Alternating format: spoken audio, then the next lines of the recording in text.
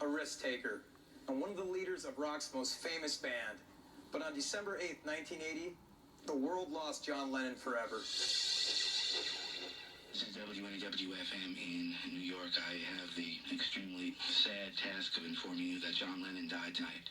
And I am at a loss for words. I think for the first time in my career on the radio, I don't have anything to say.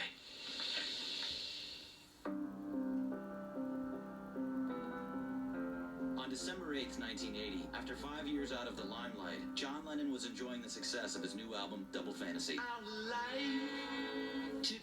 That afternoon, he gave what would be his final interview to RKO Radio and shared his hopes for the future. When I was singing and writing this, I was visualizing all the people of my age group.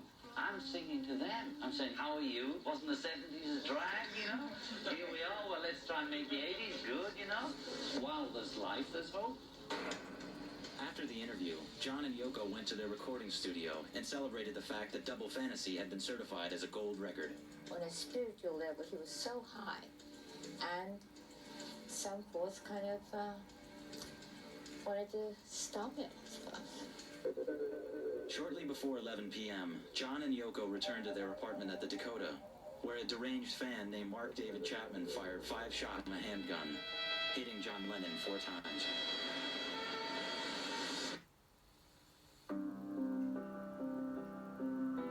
I was in a minicab in London, and suddenly it came on the radio, and they announced that John Lennon had been shot in New York. And then I got to John Dunbar's flat in Maidavale, white and shaking, to find John white and shaking. And we were all white and shaking.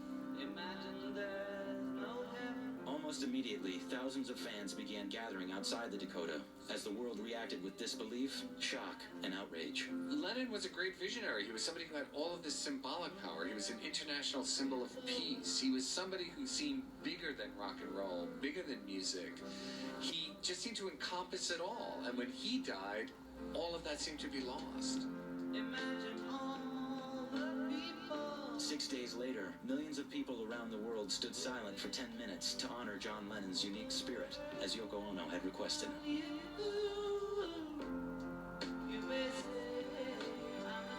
Fans still gather on December 8th each year to honor the memory and the music of John Lennon. Obviously, this wasn't just somebody who was a popular singer. This was somebody who meant a lot more than that. And there's no way to make sense out of something like that. And the